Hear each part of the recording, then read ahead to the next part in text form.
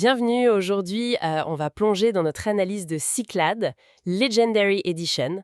C'est la nouvelle version, la revisite d'un jeu de société assez marquant, sorti en 2009.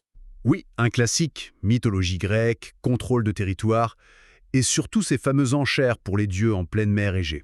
Exactement, et on a passé pas mal de temps dessus pour notre article justement. L'idée c'était vraiment de voir si cette nouvelle mouture méritait son titre de légendaire. C'est ça.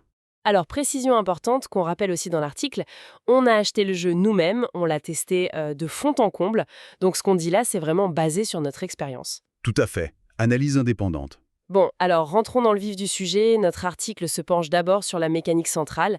Qu'est-ce qui change vraiment? Alors, le cœur du jeu, comme on le détaille bien dans notre article, ça reste ces deux piliers. Les enchères pour les dieux Arès, pour la guerre, Poséidon les flottes, Athéna la sagesse, Zeus les prêtres et créatures. Héra pour les bâtiments, Apollon pour l'argent. Oui, on connaît. Voilà. Et l'autre pilier, c'est la course pour construire ces métropoles. 3 maintenant, pour gagner. Et justement, ces enchères, c'est un point clé de notre article? Elles sont devenues exponentielles, c'est ça? Exactement.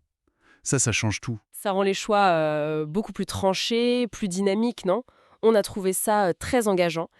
Et surtout, l'autre gros changement qu'on souligne, les bâtiments de base, genre port, forteresse, ils sont gratuits si on gagne le bon Dieu. Oui, complètement. Et ça, comme on l'explique dans l'article, ça fluidifie énormément le jeu.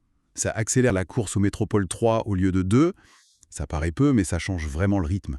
Donc un développement plus direct, mais potentiellement on est plus exposé aussi, hein. C'est un peu ça l'idée, hein. C'est exactement ça. On construit plus vite, on devient une cible plus vite aussi. C'est un équilibre assez tendu qu'on a analysé. Notre article explore aussi pas mal le rôle des créatures mythologiques et des héros. Les créatures, bon, ça apporte des effets puissants, souvent ponctuels. Même si certaines peuvent rester un peu plus longtemps maintenant avec les prêtresses. C'est vrai. Ah oui, exact. Et les héros, alors là, c'est une dimension stratégique en plus, non?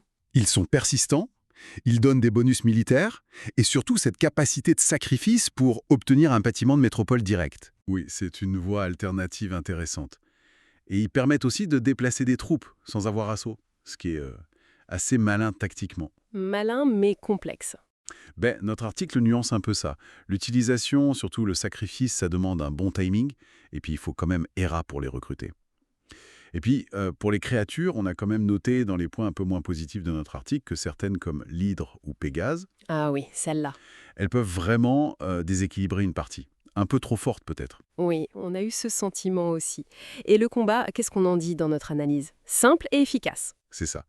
Efficace, un jet de dés, plus le nombre d'unités. Après, il y a les bonus des bâtiments, des héros, des créatures. C'est simple, mais ça favorise quand même la préparation, le nombre. Donc, il y a de l'aléa, mais la stratégie paye quand même. Tout à fait. Et puis, il faut parler du matériel. Visuellement, c'est superbe. Et surtout, le plateau modulaire.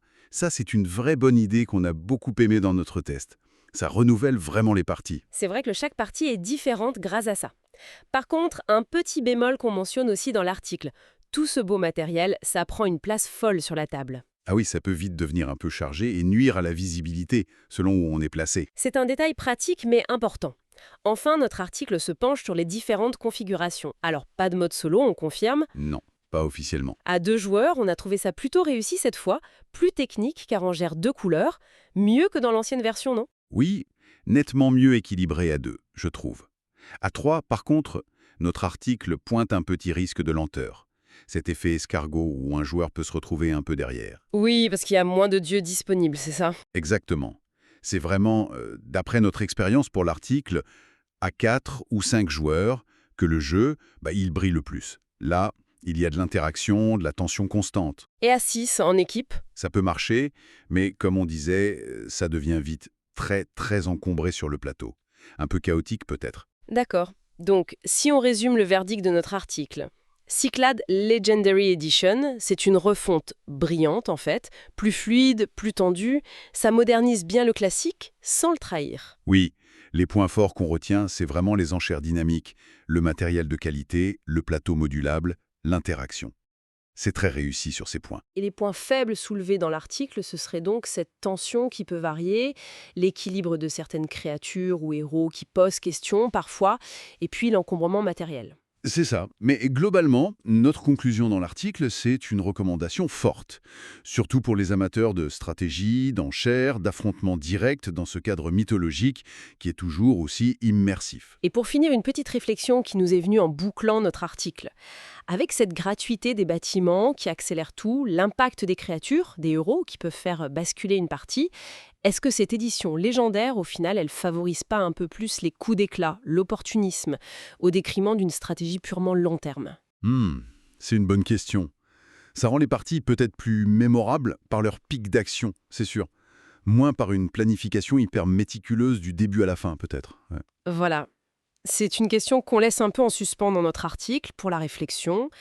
Ça dépend sans doute de ce que chacun recherche dans ce type de jeu. Exactement. De quoi méditer en attendant la prochaine partie, en effet.